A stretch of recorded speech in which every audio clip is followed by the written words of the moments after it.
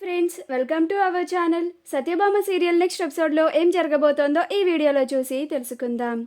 తన భర్తకి దగ్గరుండి సేవలు చేస్తున్న సత్య అసలేం జరిగింది అని తెలుసుకోవడానికి ఈ వీడియోని స్కిప్ చేయకుండా ఎండ్ వరకు చూసేయండి.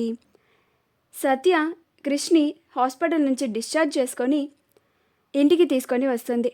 ఇంటికి రాగానే మహదేవయ్య, ఏంట్రా చిన్న, నీ పెళ్ళాం మా అందరినీ అన్నన్ని మాటలు అంటోంది అని అంటాడు. అప్పుడు క్రిష్, ఏంది సత్య ఇది, అందరినీ ఎందుకు అట్లా అన్నావు అని అంటాడు. అప్పుడు సత్య, నా భయం నాకుంటుంది కదా క్రిష్, మీరు ఈ అటాక్ని చాలా చిన్న విషయంగా తీసుకుంటున్నారు.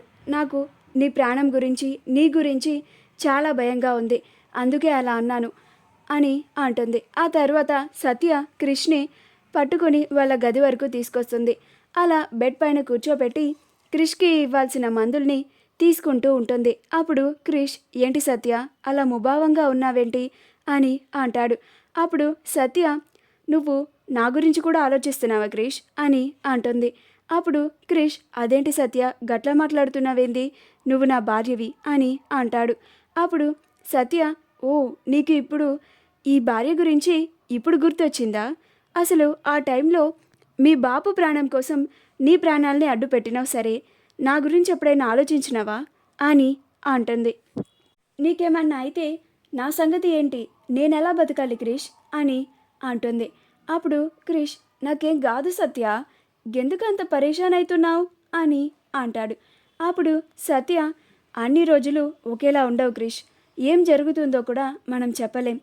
ఇప్పుడు కత్తిపోటు పొడిపించుకొని చివరి వరకు వెళ్ళి వచ్చావు, నాకైతే ప్రాణం పోయినట్టుగా ఉంది అని అంటుంది.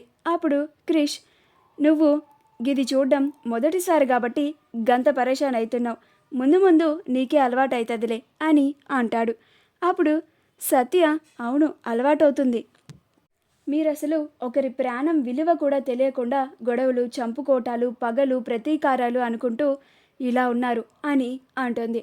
అప్పుడు క్రిష్, నువ్వేమన్నా అనుకో సత్య, మా బాపు మీదకి వస్తే మాత్రం నేను వెళ్ళి అడ్డు నిలబడతా, మా బాపు ప్రాణం కన్నా ముందు నా ప్రాణం అడ్డేస్తా అని అంటాడు. అప్పుడు సత్య, మరి నా పరిస్థితి ఏంటి క్రిష్ అని అంటుంది. అప్పుడు క్రిష్, నిన్ను చూసుకోనీకి నేనున్నాను కదా సత్య, నాకేం కాదు, నువ్వు చాలా బాగా ఆలోచించి ఊరికే పరేషాన్ అవుతున్నావు, నాకేం కాదు అని అంటాడు. అప్పుడు సత్య, ఎంత చెప్పినా కానీ నువ్వు వినవులే, కానీ ముందు ఈ ట్యాబ్లెట్స్ వేసుకో అని దగ్గరుండి క్రిష్కి ఆ ట్యాబ్లెట్స్ని వేస్తుంది. ఆ తర్వాత ఇంక రెస్ట్ తీసుకో క్రిష్ అని క్రిష్ని పడుకోబెడుతుంది.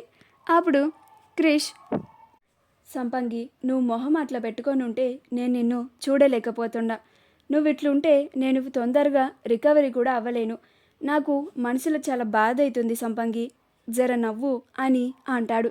అప్పుడు సత్య, నువ్వు ఇలాంటి పరిస్థితుల్లో ఉంటే నాకు నవ్వు ఎలా వస్తుంది క్రిష్ అని అంటుంది. అప్పుడు క్రిష్ హాస్పిటల్కి పోయి ట్రీట్మెంట్ చేయించుకొని డాక్టర్ ఏం ప్రమాదం లేదు అన్నాడు, క్షేమంగా ఇంటికి కూడా తిరిగి వచ్చిన కదా సత్య, ఇంకా ఎందుకు అంత బాధపడుతున్నావు అని అంటాడు. అప్పుడు సత్య, నీకు ఇది చాలా చిన్న విషయం అయి ఉండొచ్చు క్రిష్, కానీ నాకు ఇది చాలా పెద్ద విషయం అని అంటుంది. అప్పుడు క్రిష్, జర నా మాట వినొచ్చు కదా సత్య అని అంటాడు. అప్పుడు సత్య, నువ్వు నా మాట వినొచ్చుగా అని అంటుంది. మా వీడియో కనుక మీకు నచ్చినట్లయితే లైక్ చేయండి, షేర్ చేయండి, మా ఛానల్ని సబ్స్క్రైబ్ చేసుకోండి, పక్కనే ఉన్న బెల్ ఐకాన్ని క్లిక్ చేయడం మాత్రం మర్చిపోకండి.